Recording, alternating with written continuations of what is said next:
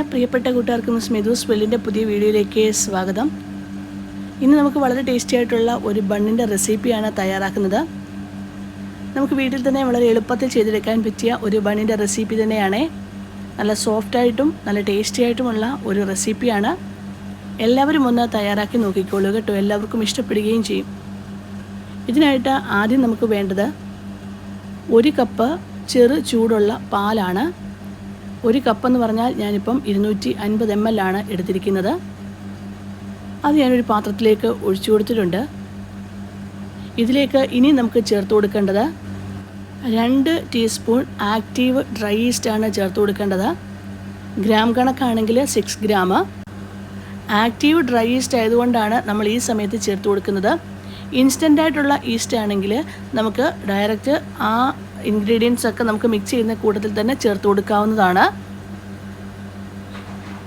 ഇനിയും ഇതിലേക്ക് ഞാൻ ചേർത്ത് കൊടുക്കുന്നത് ബണ്ണിന് മധുരത്തിന് ആവശ്യമായിട്ടുള്ള 1/2 കപ്പ് പഞ്ചസാരയാണ്. ഇത്രയും കൂടെ ചേർത്ത് കൊടുത്ത് നമുക്ക് നല്ലതായിട്ടൊന്ന് യോജിപ്പിച്ചെടുക്കാം. എന്നിട്ട് ഒരു 10-20 മിനിറ്റ് നേരം ഇതിനെ റെസ്റ്റ് ചെയ്യാൻ വെക്കണം. എങ്കിലേ ആ ഒരു ഈസ്റ്റ് അതിനകത്ത് ആക്റ്റീവായി വരത്തുള്ളൂ. ഇപ്പം ഏകദേശം 10-20 മിനിറ്റ് ആയിട്ടുണ്ട്. ഞാൻ ഇനിയും ഇതിലേക്ക് അടുത്ത ഇൻഗ്രീഡിയൻസ് ആഡ് ചെയ്ത് കൊടുക്കുകയാണ്. ഇതിലേക്ക് നമുക്കിനിയും ചേർത്ത് കൊടുക്കാനുള്ളത് ഒരു മീഡിയം സൈസായിട്ടുള്ള കോഴിമുട്ടയാണ് ഞാൻ ചേർത്ത് കൊടുക്കുന്നത്. അതിനോടൊപ്പം തന്നെ ഇതിൽ 1/4 ടീസ്പൂണിൽ താഴെ നിൽക്കത്തക്ക രീതിയിൽ ഉപ്പും കൂടെ നമുക്ക് ചേർത്ത് കൊടുക്കാവുന്നതാണ്. എന്നിട്ട് നന്നായിട്ട് ഒന്നുകൂടെ ഒന്ന് യോജിപ്പിച്ചെടുക്കുക. ഇപ്പോൾ മുട്ടയൊക്കെ നന്നായിട്ട് യോജിപ്പിച്ചെടുത്തിട്ടുണ്ട്. ഇനി നമുക്ക് ഇതിലേക്ക് ചേർത്ത് കൊടുക്കേണ്ടത് മൈദയാണ്. 3.5 കപ്പ് മൈദയാണ് നമുക്ക് ചേർത്ത് കൊടുക്കേണ്ടത്. കുറേശ്ശെയായിട്ട് മൈദ ചേർത്ത് കൊടുത്ത് യോജിപ്പിച്ചെടുക്കുക. ഇതിലേക്ക് 1/4 കപ്പ് പാൽപ്പൊടിയും കൂടെ ചേർത്ത് കൊടുക്കണേ. എന്നിട്ട് വേണം ഒന്ന് യോജിപ്പിച്ചെടുക്കാൻ.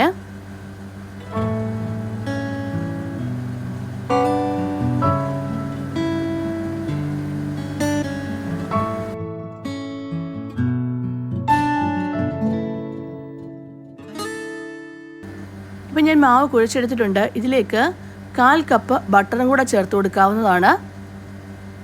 എന്നിട്ട് മാവ് ലൂസായിട്ട് തോന്നുവാണെങ്കിൽ ഇതുപോലെ മൈദപ്പൊടി ചേർത്ത് കുറേശ്ശെയായിട്ട് യോജിപ്പിച്ചെടുക്കുക.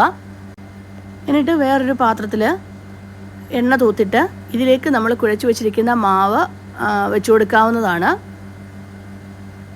എന്നിട്ട് 1 മണിക്കൂർ നേരം ഇതിനെ ഒന്ന് റെസ്റ്റ് ചെയ്യാൻ വെച്ചേക്കണം. നന്നായിട്ട് കവർ ചെയ്ത് എയർ ടൈറ്റായിട്ടുള്ള പാത്രത്തിൽ 1 മണിക്കൂർ നേരം ഇതിനെ ഒന്ന് റെസ്റ്റ് ചെയ്യാൻ വെച്ചിരിക്കണം.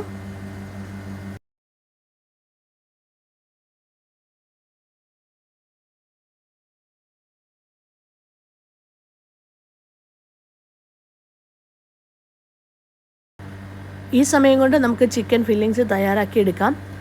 ഉപ്പിട്ട് മാത്രം വേവിച്ചെടുത്ത ചിക്കനാണ്. ഞാൻ മിക്സിയുടെ ജാറിലേക്ക് ഇട്ട് കൊടുത്ത് പൾസ് ബട്ടണിൽ ഒന്ന് പ്രസ് ചെയ്തെടുക്കുക. ചെറുതായി ഒന്ന് പൊടിച്ചെടുത്താൽ മാത്രം മതി. ഇതിനുശേഷം ഒരു പാൻ അടുപ്പത്തേക്ക് വെക്കണം. ഇതിലേക്ക് നമ്മൾ എടുത്തു വച്ചിരിക്കുന്ന ചിക്കൻ ഇട്ട് കൊടുക്കാവുന്നതാണ്. അതിനോടൊപ്പം തന്നെ കുറച്ച് ഫ്രഷ് ക്രീമും കൂടെ ചേർത്ത് കൊടുത്തിട്ടുണ്ട്. എന്നിട്ട് തീ ഓണാക്കി ഇങ്ങനെ ഇതിനെ ഒന്ന് യോജിപ്പിച്ചെടുക്കുക. ഇതിലേക്ക് 1/4 ടീസ്പൂണോ അല്ലെങ്കിൽ 1/2 ടീസ്പൂണോ കുരുമുളക് പൊടിയും കുറച്ച് ക്യാബേജും ക്യാപ്സിക്കും കൂടെ നമുക്ക് ഇട്ട് കൊടുക്കാവുന്നതാണ്. ക്യാബേജും ക്യാപ്സിക്കും ഒക്കെ നമുക്ക് വേണ്ടത് എന്താണോ അതിട്ട് കൊടുക്കാം. എന്നിട്ട് നന്നായിട്ട് യോജിപ്പിച്ചെടുക്കണം. ഉപ്പുണ്ടോയെന്നൊന്ന് ചെക്ക് ചെയ്യണേ. ചിക്കനകത്ത് ഉപ്പിട്ടിട്ടുള്ളതാണ്. ഇനി ഉണ്ടോയെന്ന് നോക്കണം. ഇല്ലെങ്കിൽ കുറച്ചുകൂടെ ഉപ്പ് ചേർക്കുക. ആവശ്യമെങ്കിൽ കുറച്ച് മൊസറല്ല ചീസും കൂടെ ഇതിൻ്റെ കൂടെ ഇട്ട് കൊടുക്കാവേ. ഞാനിപ്പം അത് ചേർത്തിട്ടില്ല. അതിട്ട് കൊടുത്താലും ടേസ്റ്റ് തന്നെയാണ്. ഈ ഒരു സ്റ്റേജിൽ അതിനെടുക്കുക. അതായത് അതിനകത്തെ ആ ഒരു വെള്ളമൊക്കെ ഒന്ന് വറ്റിയെടുത്ത് ഫ്രഷ് ക്രീമൊക്കെ നന്നായിട്ട് യോജിച്ചെടുക്കത്തക്ക രീതിയിൽ എടുത്ത് നമുക്ക് തീ ഓഫ് ചെയ്യാവുന്നതാണ്. ഈ ഒരു സമയം കൊണ്ട് നമുക്ക് ബണ്ണിൻ്റെ മാവ് റെഡിയായി കിട്ടിയിട്ടുണ്ട്.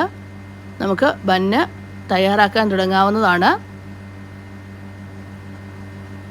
ഞാൻ കുറച്ചുകൂടെ മാവ് ഇതിന് മുകളിലേക്കിട്ട് ഒന്ന് കുഴച്ചെടുക്കുകയാണ്. എന്നിട്ട് കയ്യിൽ കുറച്ച് എണ്ണ തൂത്തിട്ട് വേണം ഓരോ ഉരുളകളായിട്ട് എടുക്കാൻ. ഇല്ലെങ്കിൽ നമുക്ക് പരത്തിയെടുക്കാവുന്നതാണ്. ഞാനിപ്പം കൈവച്ച് തന്നെയാണ് ഇതെല്ലാം ചെയ്യുന്നത്.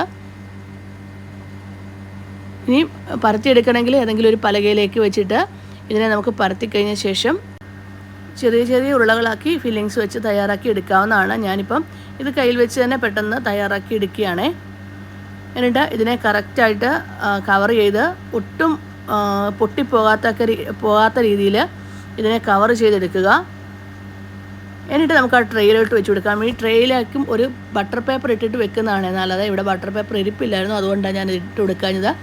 അതിട്ടിട്ട് വെക്കുന്നത് തന്നെയാണ് നല്ലത്. അതായത് ഈ ട്രെയിൽ കുറച്ച് എണ്ണ തൂക്കുക, എന്നിട്ട് ബട്ടർ പേപ്പർ അതിന് മുകളിലേക്ക് ഇടുക. എന്നിട്ട് വേണം ഈ ബണ്ണ് വെച്ച് കൊടുക്കാൻ. നല്ല ഷേപ്പിൽ തന്നെ, ബണ്ണിൻ്റെ ഷേപ്പിൽ തന്നെ ഉരുട്ടിയെടുത്ത് എല്ലാം മാറ്റി വയ്ക്കുക. എന്നിട്ട് ഒരു 20 മിനിറ്റ് നേരം വീണ്ടും ഇതിനെ നമുക്കൊന്ന് കവർ ചെയ്ത് വെച്ചിരിക്കാവുന്നതാണ്. അത് കഴിഞ്ഞ ശേഷം ഇതിലേക്ക് ഒരു മുട്ട നന്നായിട്ട് യോജിപ്പിച്ചെടുത്ത ശേഷം ഇതിന് മുകളിലേക്ക് തേച്ച് കൊടുക്കുക, ഒന്ന് ബ്രഷ് ചെയ്ത് കൊടുക്കുക. എന്നിട്ട് നമുക്ക് അവനിലേക്ക് വെക്കാവുന്നതാണ്. ഈ സമയത്ത് അവൻ പ്രീഹീറ്റ് ചെയ്ത് വെക്കണം. ഒരു 5 മിനിറ്റ് നേരം 180 ഡിഗ്രി സെൽഷ്യസിൽ പ്രീഹീറ്റ് ചെയ്ത അവനിലേക്ക് നമുക്കിത് വെക്കാവുന്നതാണ്. ബന്നിനായിട്ട് 180 ഡിഗ്രി സെൽഷ്യസിൽ 18 മുതൽ 20 മിനിറ്റ് നേരം ഇതിനെ നമുക്ക് വെച്ചിരിക്കണം. അത് ഓരോ അവനും ഓരോ ടെമ്പറേച്ചർ ആയിരിക്കും, അത് നോക്കി വേണം ചെയ്യാൻ. അങ്ങനെ വളരെ ടേസ്റ്റി ആയിട്ടുള്ള ഒരു ചിക്കൻ ബൺ നമുക്ക് തയ്യാറാക്കി കിട്ടിയിട്ടുണ്ട്. നല്ല സോഫ്റ്റായിട്ടുള്ള ഒരു ബൺ റെസിപ്പി തന്നെയാണ് കേട്ടോ. എല്ലാവരും ഒന്ന് തയ്യാറാക്കി നോക്കിക്കോളൂ. ഇഷ്ടമാവുകയാണെങ്കിൽ ഒന്ന് ലൈക്ക് ചെയ്യാനും ഷെയർ ചെയ്യാനും സബ്സ്ക്രൈബ് ചെയ്യാനും കമൻറ്റ് ബോക്സിൽ കമൻറ്റ് ചെയ്യാനും മറന്നു പോകല്ലേ. Thank you for watching.